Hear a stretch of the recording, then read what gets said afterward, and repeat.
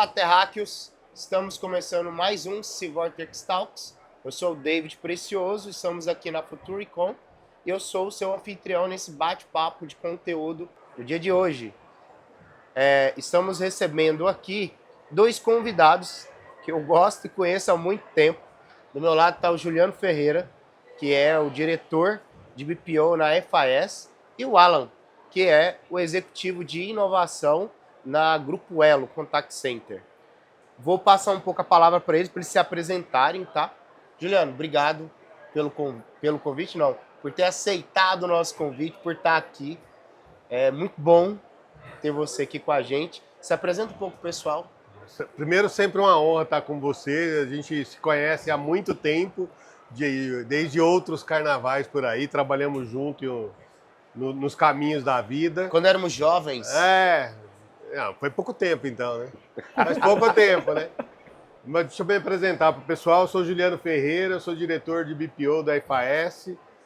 Estou na FAS há 11 anos. A FAS é uma empresa americana de processamento de cartão de crédito aqui no Brasil, mas é uma empresa de soluções financeiras. E aqui no Brasil ela tem um BPO específico para o mundo financeiro.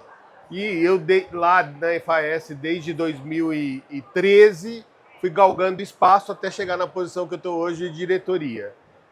Meu histórico nesse mercado de BPO já tem 24, 25 anos. Comecei lá na American Express e depois trabalhei no Bradesco por muito tempo até chegar na FAS. Obrigado, viu? Será um prazer estar aqui batendo papo com vocês. E o Alan, se apresenta aí pra gente, Alan. Olá, sou Alan, sou executivo de inovação do Grupo Elo. O Grupo Elo é um conglomerado de empresas de call center, serviços de campo e empresa de inovação. Estou nesse mercado há 26 anos, trabalhando direto com inovação há aproximadamente 15, quando eu conheci o David numa relação de projetos inovadores e desafiadores. Obrigado, David, eu que agradeço pelo convite. Bem-vindo. Então, eu conheço vocês dois muito bem, né? Vocês estão se conhecendo hoje. Tinha certeza que ia dar esse match, porque vocês dois são duas pessoas muito inteligentes, né? E conhecem muito daquilo que fazem. E a ideia hoje aqui é a gente bater um papo e falar sobre inteligência artificial, principalmente voltada para contact center ou serviço de atendimento aos clientes, né? E aí, dentro do contact center, tem várias aplicações, mas no caso da inteligência artificial, que eu queria bater esse papo hoje, é possível usar ela para reduzir TMA? E nesse caso, é só no humano, é só no atendimento de bot, é só na voz? Como é que isso funciona no mecanismo aí do dia a dia? O que você gostaria de falar? Você tem algo para falar sobre isso, Alan? Sim. Inclusive, né? O IA ele pode ser usado em vários cenários numa redução de TMA. Você pode trabalhar com IA de voz, por exemplo, reduzindo o tempo de silêncio, que é o tempo onde a pessoa precisa parar e pensar para responder sobre o questionamento do cliente. Você pode utilizar IA para enriquecer informações e eliminar o tempo de navegação em sistemas, que é um outro processo complexo, principalmente quando você fala de sistemas legados mais antigos. A navegabilidade é um pouco mais complexa, o sistema pode ser um pouco mais lento. Então, se você coloca uma IA enriquecendo dados, isso contribui muito. Pode utilizar o IA também para substituir a intranet, você fazer pesquisas diretas, otimizando o tempo, porque do outro lado você tem um cliente que ele está com a expectativa de ter a resposta mais rápida sempre. Eu acho que esses são os principais itens que eu tenho a agregar hoje. Bacana.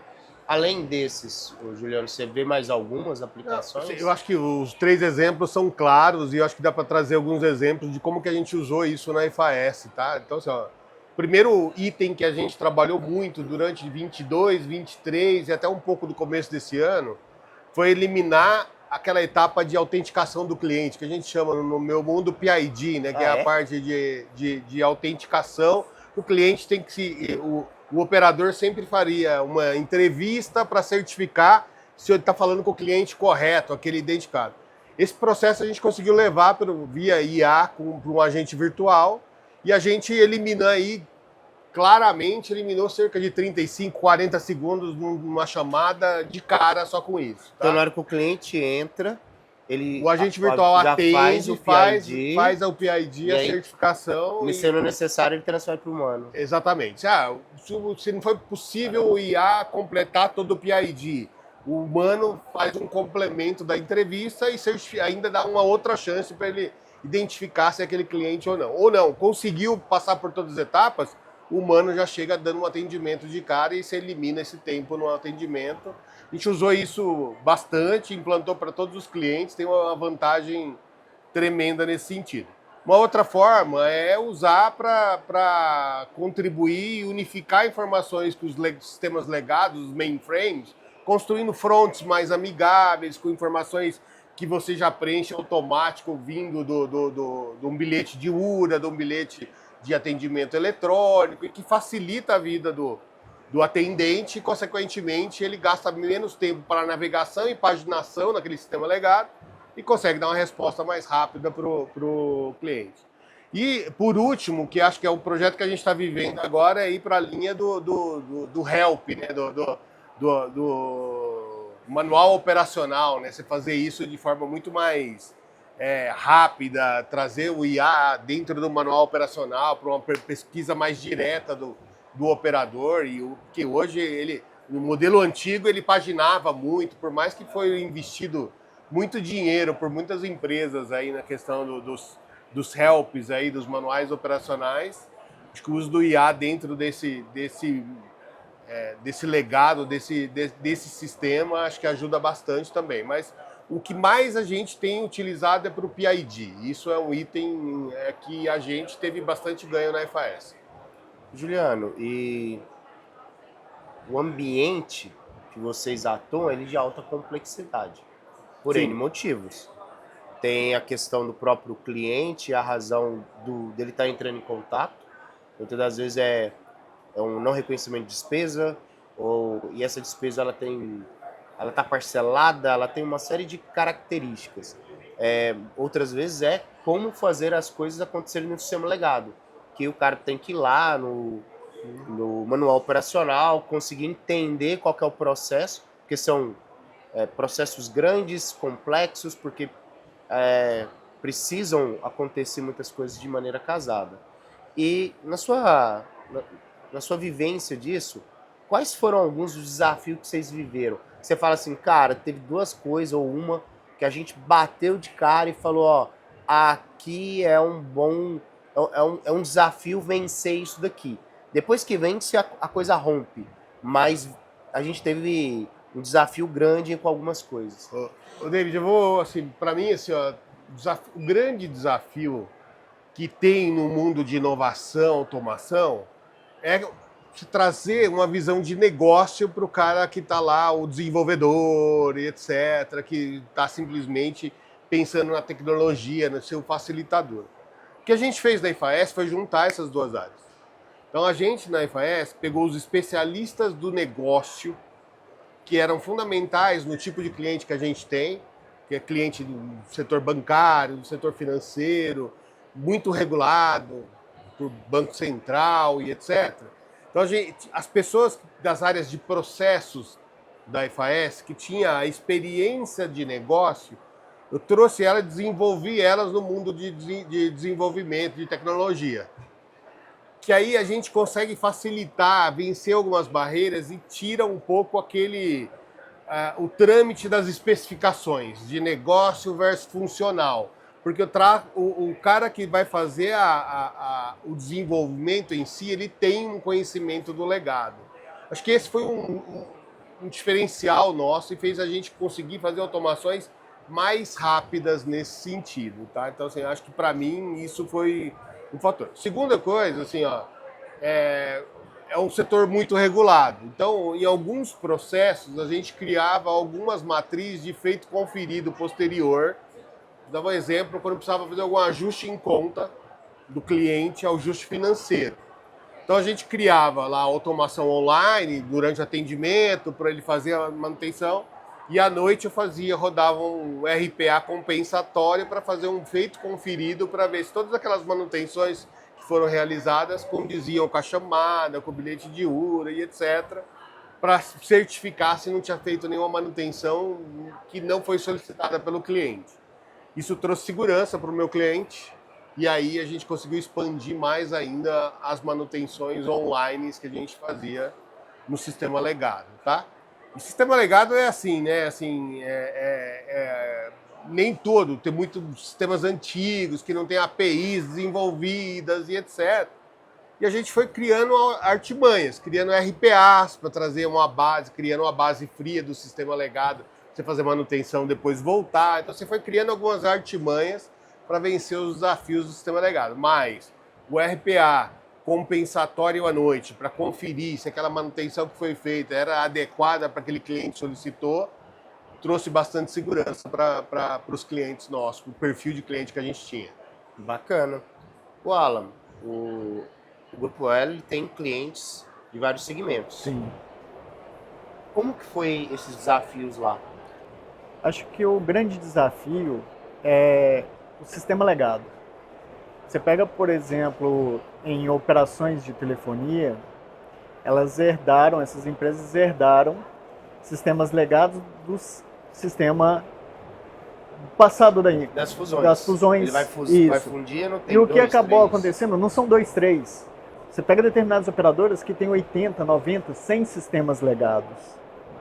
E o grande desafio é você conseguir unificar esses processos em um único lugar para ser analisado. Porque no passado você tinha um cliente que era o cliente de telefone fixo, uma ou outra pessoa tinha um telefone móvel, internet era muito raro, TV a cabo também. Hoje não.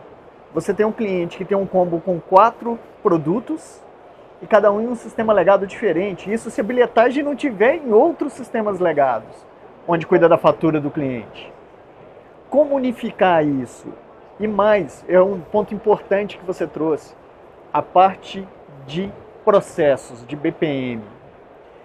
Na empresa também nós criamos, junto com a área de desenvolvimento, o time de BPM. O diferente do que você fez é que nós tiramos as pessoas da PA, do atendimento, e capacitamos elas em reengenharia de processos.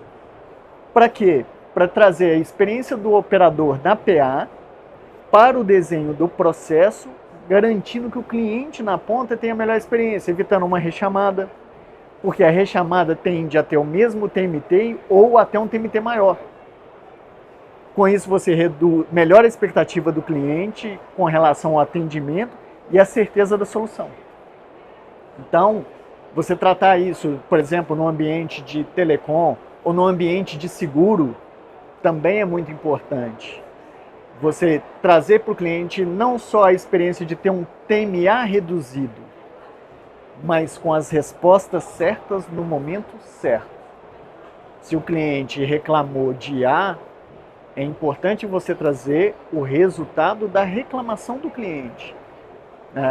O desafio de navegar em sistemas legados e consultar o item certo para aquela tratativa é muito importante. O IA garante isso de uma maneira espetacular. Cara, bacana. Você comentou um ponto aí que a gente está falando de redução de TMA, né? Mas como executivos, né? Vocês estão vendo o negócio pela parte de dentro das coisas que estão acontecendo. Você citou agora um ponto que não é só reduzir TMA, mas também dar a informação certa.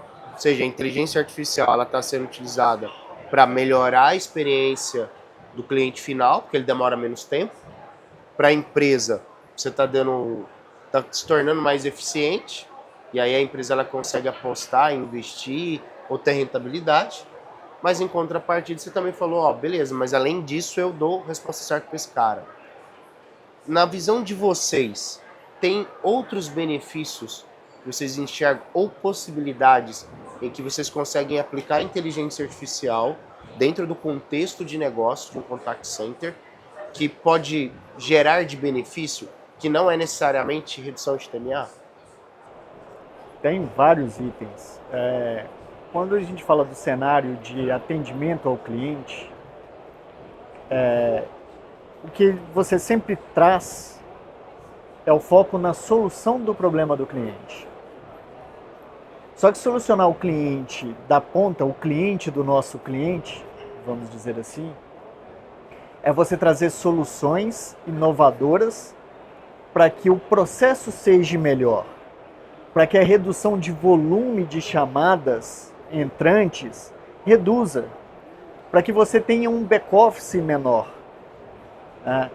Esses são os grandes desafios. E quando você coloca um IA fazendo análise de dados, otimizando o processo, fazendo checagem do que foi tratado para o cliente, evitando uma rechamada, evitando reincidência.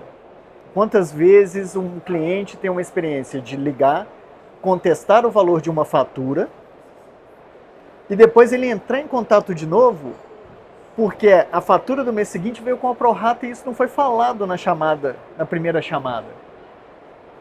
E pior, na prorata, você vai abrir um novo protocolo para tratar o problema do cliente na segunda fatura. Então, se você coloca um IA que garante, além da correção da primeira fatura, que quando passar a régua de faturamento, a segunda fatura também é corrigida, você vai otimizar para o cliente final, você vai reduzir custo para o seu cliente contratante, e você vai demonstrar para o mercado uma operação mais eficiente. Esse é o grande foco do Grupo Elo, trazer eficiência operacional para reduzir o volume de chamadas do cliente. Não é o nosso objetivo ganhar dinheiro atendendo clientes, e sim solucionando os desafios que são propostos. Entendi. Dentro do contexto da FAS, vocês conseguiram enxergar outras aplicações além da redução do TMA? Sim. Eu acho que pegar um gancho um pouco do que o Alan falou, de solucionar problema, de aumentar o First Call Resolution, a FAS foi por um caminho que a gente criou algumas unidades. Assim, o grande segredo hoje é reduzir timing para o cliente final e ser assertivo, reduzindo risco para o meu cliente contratante. Risco de perda financeira no mundo do cartões, perda de recuperação de fraude, perda de recuperação de contestações de forma devida. Então, o que possibilitou as automações? A gente unificar processos de back-office no atendimento. Então, você faz isso sem aumentar muito o risco de alçada de acesso, porque quem está fazendo isso é o IA, trazendo a informação para uma tela única do atendente da ponta. Você transfere menos demanda para o segundo nível, você dá uma resposta mais imediata para o cliente final e dá especialidade. Aí a gente criou o que a gente chama lá de unidades híbridas. Então lá na FAS, além do que as unidades de contact center, as unidades de segundo nível back-office puro, nós também somos especialistas em prevenção à fraude, então tem uma unidade grande de prevenção à fraude. A gente criou unidades híbridas. O híbrido hoje, que é um misto de contact center com back-office, a gente unificou isso para alguns serviços e alguns clientes, principalmente no que é mundo de contestação de despesa. A gente foi criando especialidade nesse mundo. Hoje já representa 25% das nossas estruturas, as unidades híbridas. A gente está trazendo um único ponto de contato, o cliente tem um First Call Resolution mais adequado e diminuir prazo no final para ele. Como? Estou trazendo dados do sistema legado, fazendo um ajuste em conta que só o segundo nível fazia, com o uso da tecnologia, ajudando nesse sentido. Então, acho que esse foi o principal ponto e talvez o que mais tem valor agregado para o cliente final. Eu reduzir demanda, a chance dele rechamar, porque o meu processo antigo requeria eu transferir uma demanda para o segundo nível e ficar esperando lá um prazo e etc. Ansiedade. Hoje em dia, os consumidores não têm essa. Então, dá um exemplo claro, né? Tem um cliente nosso que ele liga para fazer contestação, ele sai do atendimento com um crédito em confiança, que ele vê já no app o crédito em confiança, independente de todo o processo de chargeback que vai ser analisado e etc. E a IA faz essa busca depois, vai fazendo cada etapa. Uma segunda informação para mim, o segundo item que a gente tem avançado agora e tem tido bastante aceitação do cliente para comunicação, usar a IA para deixar o cliente proativamente comunicar o cliente mais vezes das etapas que estão acontecendo em bastidor, para que o cliente não fique com ansiedade. O que está acontecendo com a minha demanda? Eu vou ter que ligar de novo para ver, etc. Então a gente está chamando de back-office digital, mas basicamente é cada etapa de ajuste na conta do cliente, eu disparo um meio de comunicação, que pode ser por e-mail, SMS, WhatsApp, aí depende da escolha do meu cliente, para o cliente final, falando cada etapa o que foi feita. Isso diminui muito a chance dele rechamar para saber o que está acontecendo, porque eu estou informando para ele o que está acontecendo. Então, acho que essas duas coisas, assim, unificar a demanda de segundo nível com primeiro nível nas unidades híbridas, focado em o cliente ligar uma vez para resolver o problema, não várias vezes, e também a gente comunicar esse cliente proativamente de cada etapa que está acontecendo no bastidor, sendo realizada essa etapa por um RPA, por um motor ou automação ou por um humano, mas sendo um disparo de comunicação. Então, acho que essas duas coisas são importantes. Um dos pontos bem interessantes que você falou é o tempo de silêncio, vamos chamar assim. Quando o cliente ele liga, ele tem uma expectativa de resolver o problema dele. Seja ativar um serviço, cancelar um serviço, contestar uma fatura, e a expectativa dele é que naquele atendimento seja solucionado o problema dele. E muitas vezes, até por necessidade de alçada ou coisas do gênero, isso vai para um segundo nível. A primeira expectativa do cliente, que era resolver o problema, ele recebeu um protocolo. Como sanar essa ansiedade? Uma IA, um RPA, um serviço de automação, comunicando em que passo está a tratativa dele, vai deixar esse cliente num cenário muito mais tranquilo e mais seguro. Que seria reduzir o tempo de silêncio. Que reduzir o tempo de silêncio dele. Porque o silêncio para ele é eu não tô recebendo informação de nada. O tempo da expectativa. Porque o silêncio pode ser o TMA, que é ali no atendimento em si, como também pode ser no tempo total. Do momento que ele reclama até ele ter o retorno, seja no app, seja no e-mail, da solução que foi dada a ele. Isso é um desafio enorme. Outro dia eu estava brincando também com esses temas, que é uma coisa que no passado acontecia muito na URA. Você ligava e aí vinha uma frase na URA que era: aguarde um momento, a sua chamada é muito importante para a gente. Era frequente. Veio a solução de Omnichannel, onde um operador pode, junto com uma automação, atender 5, 6 clientes numa plataforma simultaneamente. Você reduziu o tempo de espera do cliente. Faz parte do TMA em si, com a visão operação não, com a visão cliente, sim. Ele considera que ele já está em atendimento a partir do momento que ele entrou na URA. Ele ligou, né? Que ele ligou. Eu liguei e a primeira frase que no passado eu vinha muito para o cliente era: aguarde um momento que a sua chamada é muito importante para a gente. Você é o 106º da fila e será atendido em 20 minutos. Em 20 minutos, não desligue.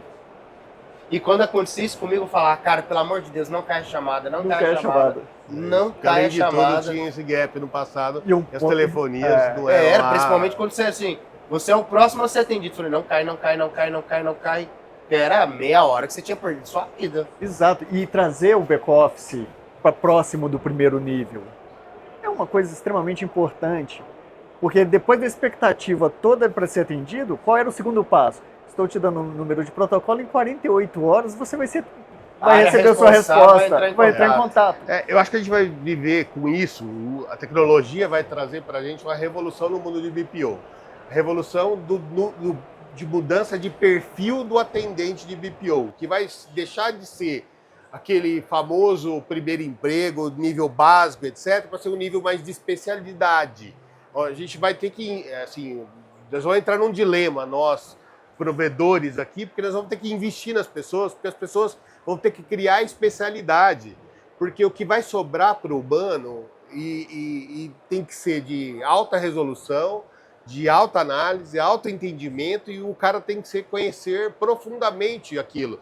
Porque o restante a IA vai resolver, vai dar as devolutivas para ele e ele vai gastar o tempo para analisar. É claro que tecnologia ajuda a desenvolver mais rápido, hoje em dia EAD aí a todo momento, ninguém leva mais para a sala para treinar, tem muito mais desenvolvimento nesse sentido, mas eu acho que a gente vai viver uma revolução, assim, ao mesmo tempo que a IA vem para diminuir tempo de espera do cliente, para ganhar um atendimento mais curto, etc., o nível das pessoas que, quando a demanda precisar ser direcionada para o humano, vai ter que ser maior.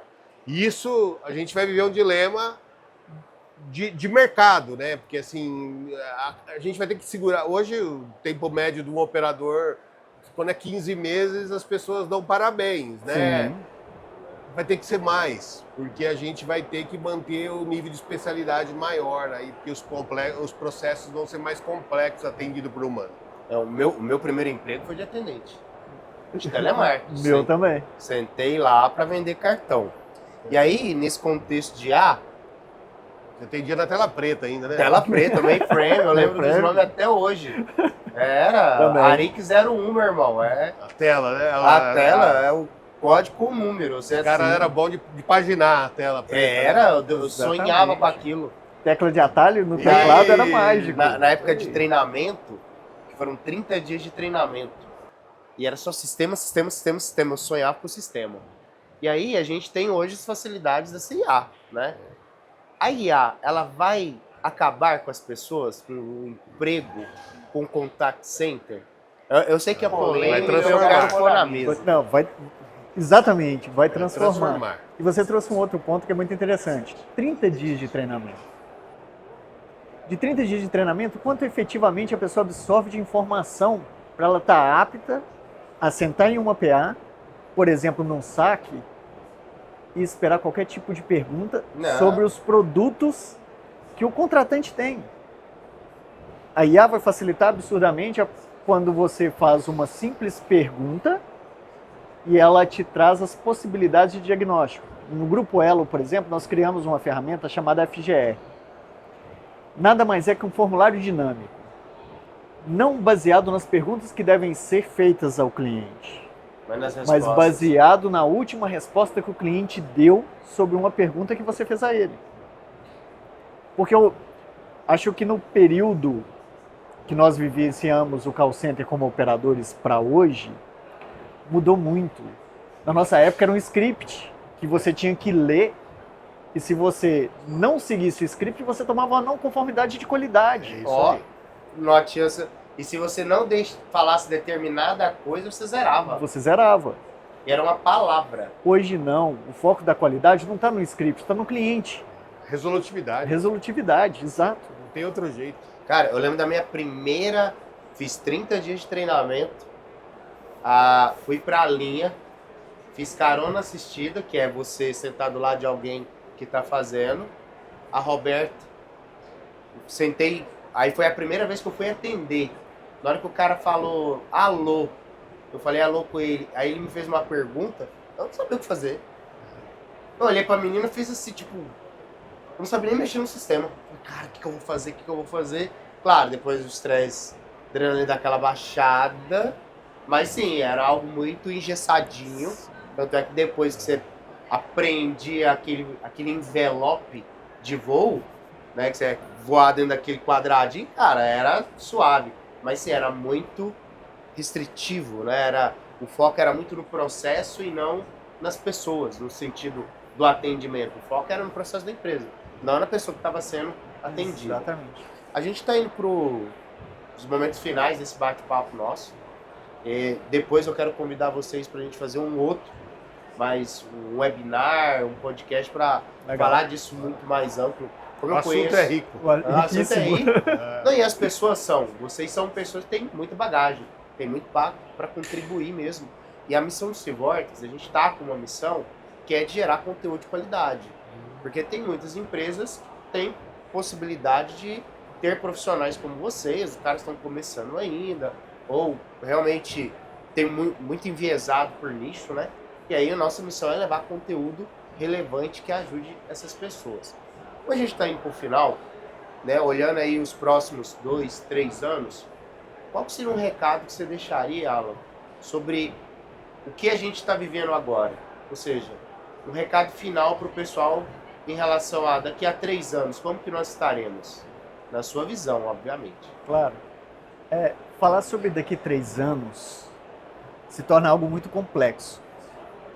Se pararmos para pensar que tudo que a humanidade utiliza hoje basicamente foi criado nos últimos 100 anos e que nos últimos 10 nós saímos de um cenário, vamos dizer, analógico para um digital e passamos a falar sobre inteligência artificial, Coisa de filme. mensurar o que vai acontecer nos próximos 3 anos é super desafiador. Mas o que eu posso te falar é que o cliente na ponta vai ter uma experiência cada vez melhor e mais assertiva. Isso é algo que eu tenho certeza absoluta. Bacana. E você? Adiciono aí que a gente vai viver nos próximos 3 anos o avanço do 5G, que vai trazer velocidade para muita coisa, para o cliente final principalmente, velocidade de conexão, velocidade de tudo, né? E eu acho que isso vai transformar a forma que as empresas trabalham as automações, trabalham como eu atendo esse cliente final. Então, veja assim, eu acho que esse cliente vai ser muito melhor atendido daqui 3 anos, aí nos próximos 3 anos, e mais do que isso, vai ser muito mais rápido, muito mais online, muito mais dinâmico. Não importa que canal, se é telefônico, chat e etc. Eu acho que assim, a gente vai ter que se adaptar ao dinamismo e à velocidade. Usar muita tecnologia para ajudar nesse sentido. Ninguém vai querer abrir uma demanda em qualquer tipo de contact center, seja ele via atendimento eletrônico, IA ou humano, e esperar mais que 24 horas para ter sua solução atendida. Acho que esse é o grande desafio. É o grande desafio. A gente vê isso nos nossos filhos, né? Exatamente. Cara, meu filho tem 2 anos e meio. Exatamente. Ele não consegue esperar 30 segundos ou menos de um comercial do YouTube. É isso. Não Exato. consegue. Não tem mais. Ele fica que já. Eu olho pra ele e falo, meu irmão, eu assisti um desenho por semana. Se eu perdesse aquele horário, eu não assistia mais. Não, É outra geração, geração outra, do imediatista. É né? outra possibilidade. Exato. Então, imagina essa geração que ainda vai se tornar grandes consumidores. O cara recebeu uma resposta falando assim: tá aqui o seu protocolo, volta em 48 horas. Não vão aceitar. As empresas que continuarem nessa pegada, com certeza vão enfrentar dificuldades bastante grandes aí de manter a sua base ou de crescer. Isso Não tenho dúvida disso. é fato. Agradeço você, Juliano, pela participação. Você também, Alan. Valeu. Voltem mais vezes. Muito bom. Foi muito bacana. Pessoal, obrigado aí pela audiência. Se vocês tiverem alguma dúvida, precisarem entrar em contato com o Juliano ou com o Alan, manda mensagem aí para nossa produção que a gente conecta vocês.